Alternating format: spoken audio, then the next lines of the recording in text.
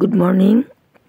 রুটি রোজ রোজ খেতে অপছন্দ লাগে, মানে ভালো লাগে না। কখনো কখনো মনে হয় একটু অন্যভাবে খাই, বাচ্চারা বিশেষ করে। সেই জন্যে আজকে একটা অন্যরকম রেসিপি নিয়ে এসেছি মিঠুস ক্রিয়েশন কুকিং থেকে। আমার অঙ্গনের সকল বন্ধুকে স্বাগত। আজকে নতুন একটা এপিসোড বন্ধুদের জন্যে। আশা করি সবাই ভালো আছেন এই ঠান্ডায়। আমিও আছি। শীত কিন্তু বেশটাই পড়েছে, তাই না? পিঠে পায়েস খাওয়ার মরশুম চলছে এবং ভিডিও করে করে বন্ধুরা আপলোডও করছে। গাজর আর কাঁচা টমেটো গ্রেট করে নিলাম। এইবার দিয়ে দিলাম কড়াইতে একটু তেল। তেলটা বেশি না, অল্প করে দিলেই হবে। তার মধ্যে দিয়ে দিলাম কালো জিরে, একটা শুকনো লঙ্কা ও একটা তেজপাতা। দিয়ে দিলাম ছোটো মাপের ফুলকপির হাফ ফুলকপি ছোটো ছোটো করে কেটে নিয়েছি।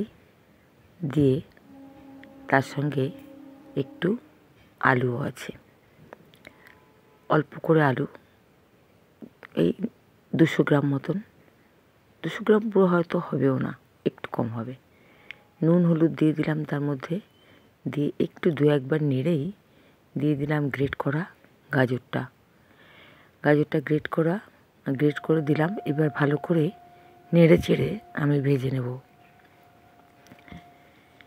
এটা আমি অ্যাকচুয়ালি একটা সবজি বানাচ্ছি। দিয়ে দিচ্ছি কাঁচা লঙ্কা। লঙ্কাটা বাচ্চাদের জন্য বানালে এইভাবে দেবেন না, কারণ কি ওদের খেতে অসুবিধা হবে। এটা পেস্ট করে দেবেন। আর যদি মনে করেন না বেশি ঝাল হয়ে যাবে তাহলে বাদ দেবেন, স্কিপ করবেন। এবার আমি একটু অল্প জল দিয়ে এটাকে ঢেকে দেবো, সেদ্ধ করে নেব। ফুলকপির ডাঁটাটা বেশ শক্ত হয়, এই জন্য অল্প জল দিলাম ভালো সেদ্ধ হয়ে যাওয়ার জন্যে। কারণ এই খাবারগুলো বাড়িতে আমরা সকলেই খাবো। এটা একটা ব্রেকফাস্টের রেসিপি। সেই জন্যে স্পেশাল স্বাদ আনার জন্যে, একটু টেস্টে তারতম্য আনার জন্যে আমি কাঁচা টমেটো গ্রেট করে দিলাম। টমেটো আমরা সবসময় খাই, শীতের মরশুমে সব রান্নাতেই খাই। 1 চিমটে ম্যাগি মশলা। আমার রান্নায় কোনো মশলা নেই, এই জন্য এই রান্নাটা সকলের জন্যে, বাচ্চা বুড়ো, বিশেষ করে বাচ্চাদের টিফিনে, বয়স্কদের রাতের খাবারে, সকালের খাবারে, ফ্যামিলির সকলের খাবারে, ব্রেকফাস্টে, এমনকি বিকেলের ডিনারও আপনি খেতে পারেন। রাতের ডিনারে দিয়ে দিলাম একটু ধনেপাতার ফ্লেভার তো দারুণ সুন্দর, সকলেই পছন্দ করে বেশিরভাগ লোকই, এবং দিলে রান্নায় একটা অন্যরকম মাত্রা এনে দেয়। এইবার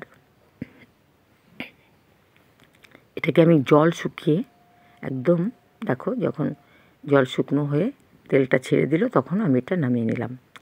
আমি আটা এবং ময়দা একসাথে সবসময় রুটি পরোটা করার জন্য ব্যবহার করি। এখানেও তাই করেছি, সমান সমান আটা ময়দা মিশিয়ে আমি এটা একবারে কৌটোয় রাখি। কিছুটা আটা ময়দা আমি মেখে রুটি বেলে চাটুতে দিয়ে দিলাম।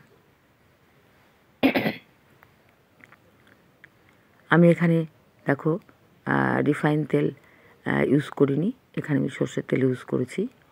বন্ধুরা তোমরা কিন্তু রিফাইন তেল ইউজ করতে পারো, এইসব রান্নায় রিফাইন তেলই ভালো হয় বেশি।